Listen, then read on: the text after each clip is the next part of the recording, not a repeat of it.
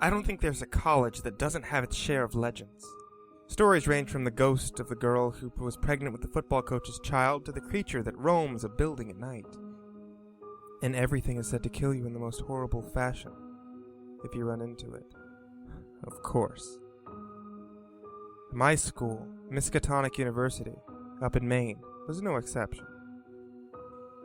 In addition to the obligatory ghost stories of the suicides and murder victims still haunting the grounds, there was a story of an evil creature that liked to torture its victims by scaring them for days and on end before killing them. Now, the thing is that you have to call this monster, or you have to invite it to hunt you. The monster is called a Kildis, and it feeds on terror. Yeah, that's brilliant. Call up an otherworldly horror to come and torture you. But there were tons of people who did this, and, they didn't die. It was some sort of rite of passage. Frats and sororities had it as part of their initiation ritual. They would take the new kids out in the old, run-down buildings on campus. Despite its sorry state, it was still usable. There just weren't any classes being held in them. That wasn't common knowledge, though. And the members would send their pledges in and have them call up a Kildis. The pledges would do the ritual in the men's bathroom, and then someone in a mask would jump out and scare the bejesus out of them. Most of the time, the kids would run screaming out of the building, and sometimes they would go deeper into the building and get lost, which meant that all the lights would have to be turned on and the search would go on until they were found. What a great way to get people into your frat! Give them heart attacks and mental issues! Then my friend Tiffany told me, and my girlfriend Alexia, that she had found the actual ritual, and where it was supposed to be done. I didn't really want anything to do with it, and neither did Alexia. We told Tiff not to do it. It was not a good idea to mess with things that aren't of this world. Of course, she didn't listen. I remember when it happened. Of course, she didn't listen. I remember when it happened.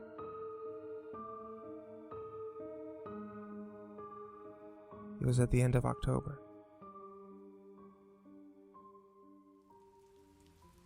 It was a dark and stormy night. I was lounging on the couch in the apartment that Alexia and I shared just off campus, playing Mass Effect for the 28th time. Alexia was sitting at her desk nearby playing some Facebook games on her laptop. Remember that ritual Tiffany told us about? Vaguely, was my muttered response. She has a status saying her, Mark, Tanya, Steve, and Jeff are going to perform it tonight. That was about 3 hours ago. What time is it now? 9:27. Wonder if they're still alive. Probably not. A while later, the phone rang. It was right next to me, but I was shooting people, so obviously I couldn't answer it. I quickly checked the caller ID. It's Tiff, I said, as I tossed it to Alexia and went back to shooting people, but with the volume down a bit more. I didn't really pay any attention to the call. I was too busy trying to snipe some mercs, and Alexia had gone into another room. Not sure how long the call lasted, but it was long enough for me to get out of that area in the game. Find a save point. We've got to go get them. Why? I asked, saving and shutting down the system. They did the ritual and are scared out of their minds. Okay, so where are they? I grabbed my coat and keys. The old mental hospital. Why am I not surprised? We went out to the car and started towards the old mental hospital that was just outside of the warehouse district of the city. Alexia reminded me what Tiffany had told us about the ritual. The location of the ritual had to be a place where great fear had been felt, and the mental hospital was perfect for that. And at night, with no lights on. You have to have 27 black candles, and after arranging them in a specific pattern, light them. Then everyone who's participating in the ritual has to stand in the middle of the symbol that the candles form and start chanting a challenge to the demon. And you have to use its actual name, not a Kildis, which is the bastardized version of it. It takes 27 times of saying the chant for it to work. If it works, then the candles are supposed to go out. Then you have to run for your life because the creature, or demon, or entity, or this thing is now hunting everyone who took part in the ritual. Supposedly, this thing feeds off the fear that's generated by its hunt, and it will try to terrorize you for days before finally killing you and eating you. Not necessarily in that order. From what Tiff told my girlfriend, it succeeded. I didn't believe that some creature had been summoned from the ether to wreak terror on these dunder-headed college students. I figured that someone was playing a prank on them. I mean, they posted it on Facebook, for crying out loud. It didn't take long to get there, only about 15 minutes, and that was due to hitting every single stoplight on the way. It was still raining hard when I parked the car in the old asylum's lot. No lights were on the parking lot, and the big building was completely dark. The only sources of illumination were the street lights and the occasional flashes of lightning. We got out into the cold rain using the small umbrellas we kept in the car as protection against the weather. I pulled up my flashlight from the back of the car, a 3D cell LED mag light for Alexia, and a big 6D cell mag light called Bessie, with the ultrabright xenon bulb for me. With our flashlights in hand, we headed into the building. The front entrance wasn't locked, so we stepped inside the lobby. Alexia tried to call Tiffany, but the reception was terrible. The only thing that she could make out was... It was... Mark. After hanging up, Alexia looked at me and asked, Time to search. Shall we split up? Sure, was my reply. That way it can eat us easier. Good. And we both looked around. I feel like I'm walking into a horror story. Shall we skip to the end and just go down to the basement and... A scream from upstairs cut her off. We both headed up the stairs that were in the main lobby of the asylum. There was another scream, one filled with even more terror than the first one. It sounded like it was on the third floor, so we ran that direction. It took a moment to reach the third floor landing for us to catch our breaths. Neither one of us was in good enough shape to really run, much less up 3 flights of stairs. As my girlfriend and I were wheezing on the landing, my light hit something big and odd-looking, but it vanished just as quickly as I saw it. Tiffany was on the floor against the wall right next to where I saw whatever it was. Alexia went over to her as quickly as she could. Tiff grabbed Alexia and sobbed against her. I continued looking around, keeping an eye out for whatever it was that had run off. Finally, after a few moments, Tiffany regained some composure. What was that thing? It was the creature that summoned my ritual. She looked up and spoke in the tone that she used that I knew better than to argue with. We need to leave. Now. Go find the others, I stated. No way we can leave them here. We both helped Tiffany to her feet. All right, we'll stick together, search for the others. We began searching. Alexia staying right next to Tiff. The beast already knew that we were there, so there was no need to remain quiet. We moved through the halls of the third floor, calling for our friends. We heard the sound of someone running down the hall. I shined my light and hit Steve right in his eyes with a bright beam. His face had no color. His shirt was covered in blood. I caught him as we reached us and practically collapsed. It got Mark. It ripped him in half. Steve grabbed me, started screaming. We've got to get out of here. We've got to find Tanya and Jeff, I told him. Calm down. We'll get there. We'll get them. And then get out of here. They're probably dead already. Let's just go. We'll be fine if we just stick to... That's Tanya! I was already starting to run towards the stairs when Steve grabbed me. No, it'll kill you. We've got to get Tanya. She's as good as dead.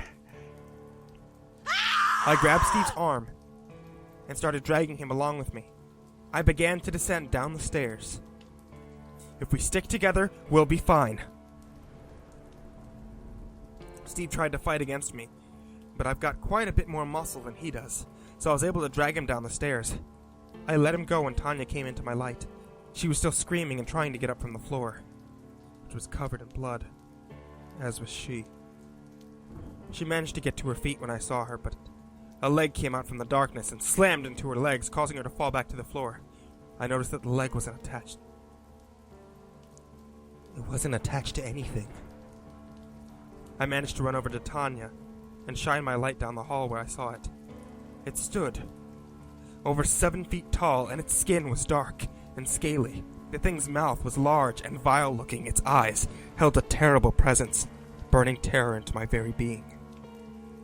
In one of its grotesque hands was Mark's body. What was left of it. And its other hand pulled the last limb, an arm, and threw it at us. I ducked under the arm and grabbed Tanya, hauling her to her feet. "Run!" I shouted at the top of my lungs, shoving Tanya towards the stairs. I heard the thing laugh as we ran down the stairs to the first floor. The exit. We just needed to get out of the building. I was the last in line as we hit the first floor. Steve was the first to the door and tried to open it. It wouldn't move. Alexia shined her light, revealing a glob of black goo stuck to the doors, preventing them from opening. We heard the laughter of the creature. It was on the stairs, coming for us. Steve took off down one of the hallways that went for the lobby, and the rest of us followed. I looked back behind me and shined my light. The creature was following us, scuttling on the walls. That was not what I wanted to see. I turned back to make sure that I didn't get separated from everyone else, but I knew that this thing was going to catch us soon, if we didn't manage to get outside. Steve ducked down yet another hallway, continuing to run at breakneck speed with Tiff, Tanya, and Alexia right behind him. And I was an ever-increasing distance behind them.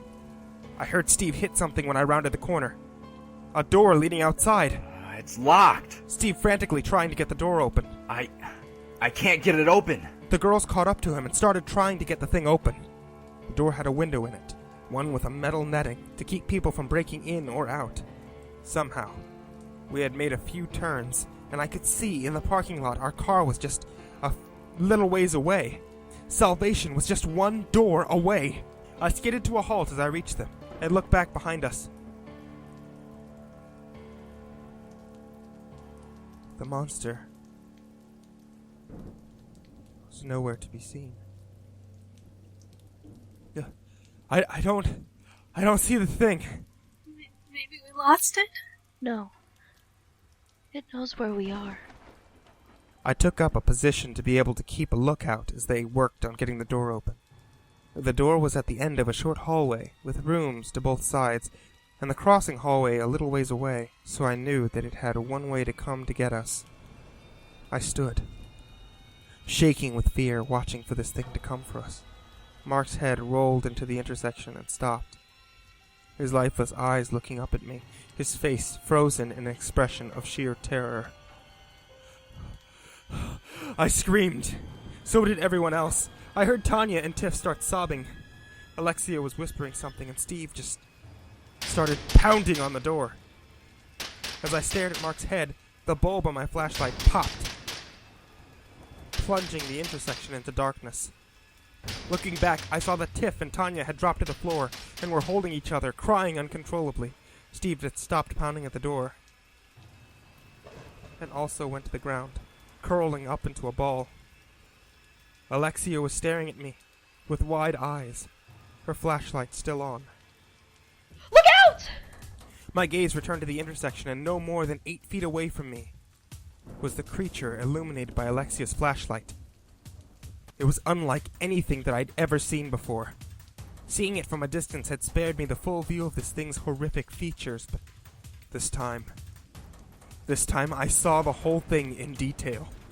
The creature's shining black skin was stretched taut over its skull and mouth, with full, vicious-looking teeth. I could smell its breath, the scent of death.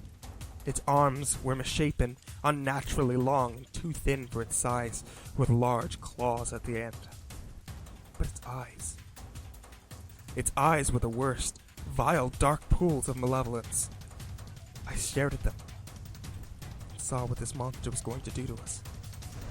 I could see the horrors that it was going to inflict dancing in them. I screamed in terror, and it screamed in joyous laughter. It stepped towards me, its tongue sliding over its lips, dripping sticky green bile. Fear shot through my entire body. My mind no longer worked. I was so filled with terror that I could no longer think, and this creature knew it. Its evil grin broadened. Then, its head violently snapped back. The creature brought its face back down level with mine, and I could see that it was angry. I shrieked again as sheer horror filled me. This time, the beast was struck down as my non-working flashlight slammed into its forehead.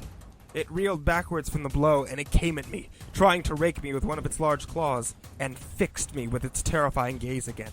The terror flooded me again, causing my mind to step out of the way one more time and let my body take over. Ducking under the misshapen limb, I smashed its wrists with Bessie, then grabbed the creature with my free hand, kicking the thing's legs out from under it. I took the monster to the ground. That was when the terror turned into rage. This time, when its eyes met mine, I saw fear and confusion in them. I'm sure it saw rage in mine. I brought the flashlight down into the beast's shoulders, and Alexia smashed the thing's knees. Repeatedly, we pummeled the thing, using our flashlights as clubs, until I brought mine down into its skull one final time, cracking it open like an egg.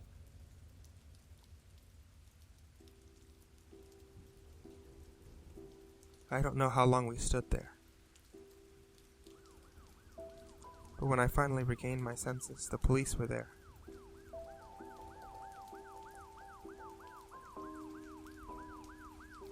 All of us were questioned. And I know they don't believe our story.